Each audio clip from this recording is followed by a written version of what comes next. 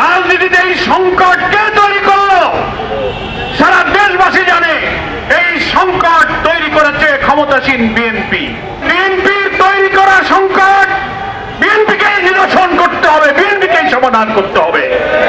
5 কোটি মানুষ হাতে ভোট দিয়ে গণভোটে জুলাই সনদের 4টি প্রশ্নের পক্ষে হাতে জয়যুক্ত করেছে। আমাদের গণভোটের রায় বাস্তবায়নের জন্য রাজপথে আমাদেরকে ঠেলে দেওয়া হচ্ছে। জনগণের দেওয়া রায় বাস্তবায়নের জন্য আমরা আবার জনগণের কাছে ফিরে এসেছি। তাহলে আপনার কাছে প্রশ্ন, আপনি কি আপনার দেওয়া ভোটের ফলাফলকে অস্বীকার করবেন? তাহলে আপনি বলেন দাঁড়িয়ে যে না, আমি 12ই ফেব্রুয়ারিতে ভোট দেই নাই, তাই আপনি বলেন। তাহলে এই জাতি বলবে না আপনি বিচারিতা করেননি, প্রতারণা করেননি। আর যদি তা না বলবেন যতক্ষণ, তাহলে আপনার দেওয়া ভোটকে আপনি অস্বীকার করেন সাহস থাকে মানুষের কাছে দাঁড়িয়ে।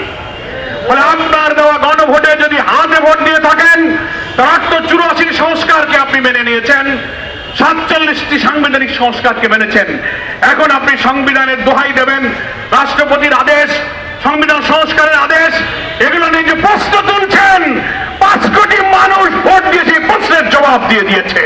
শীর্ষ নেতৃবৃন্দের বৈঠক থেকে ঘোষিত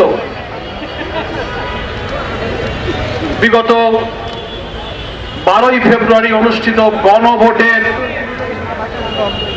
ফলাফল এবং গণভোটের রায় বাস্তবায়নের দাবিতে দেশব্যাপী জনগণকে সাথে নিয়ে দুর্বার আন্দোলন গড়ে তোলার লক্ষ্যে আজকে থেকে গণসংযোগ যে সপ্তাহ ঘোষিত হয়েছে, লিফলেট বিতরণ, বিক্ষোভ মিছিল, জাতীয় সেমিনার, জুলাই যোদ্ধা শহীদদের পরিবারের সঙ্গে মত বিনিময় সহ আজকে থেকে সারা দেশে ঘোষিত কর্মসূচি সফল করার জন্য আজকে বহু আন্দোলনের স্মৃতি বিজড়িত, রক্তাক্ত এবং আন্দোলনের সূতিকাগার এই শাহবাগ চত্বর থেকে সেই সপ্তাহব্যাপী কর্মসূচির উদ্বোধনের জন্য আমরা এখানে সমবেত হয়েছি।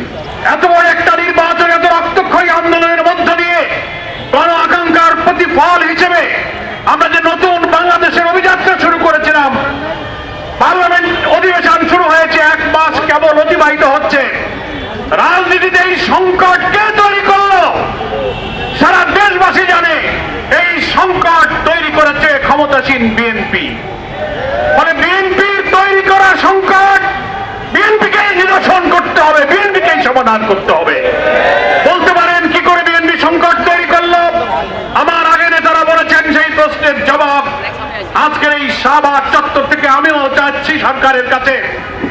বর্তমান ক্ষমতাসীন প্রধানমন্ত্রী, বিএনপির চেয়ারম্যান, তিনি গণভোটে ভোটের পক্ষে ভোট চেয়েছিলেন, মন্ত্রীরাও চেয়েছিলেন। 5 কোটি মানুষ হাতে ভোট দিয়ে গণভোটে জুলাই সনদের 4টি প্রশ্নের পক্ষে হাতে জয়যুক্ত করেছে। তার অর্থ হল জুলাই সনদের 84টি সংস্কারের বিষয়ে 47টি সাংবিধানিক সংস্কারের প্রত্যেকটি বিষয়ে 4টি প্রশ্নের মাধ্যমে ব্যালটে সংযুক্ত করা হয়েছিল। দেশবাসীকে আহ্বান জানাবো, আমাদের গণভোটের রায় বাস্তবায়নের জন্য রাজপথে আমাদেরকে ঠেলে দেওয়া হচ্ছে।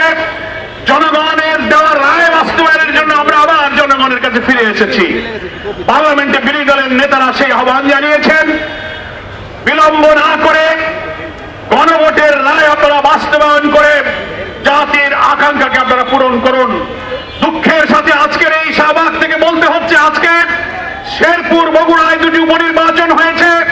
প্রত্যেকের হাতে সোশ্যাল মিডিয়া, কিভাবে ভোট কেন্দ্রগুলো দখল করা হয়েছে, এজেন্টদের বের করা হয়েছে, জাল ভোট দেওয়া হয়েছে, সিল মারা হয়েছে, বাধা দিলে 11 দলীয় প্রার্থীদেরকে মারপিট করা হয়েছে, রক্তাক্ত করা হয়েছে এবং সকালবেলা ভোট শুরুতেই এজেন্টদেরকে বাধ্য করে রেজাল্ট শিটে প্রিজাইডিং অফিসার জোর করে স্বাক্ষর নিয়েছে। এই ভোট প্রমাণ করেছে দলীয় সরকারের অধীনে কোন নির্বাচন কোনদিন নিরপেক্ষ হয় না।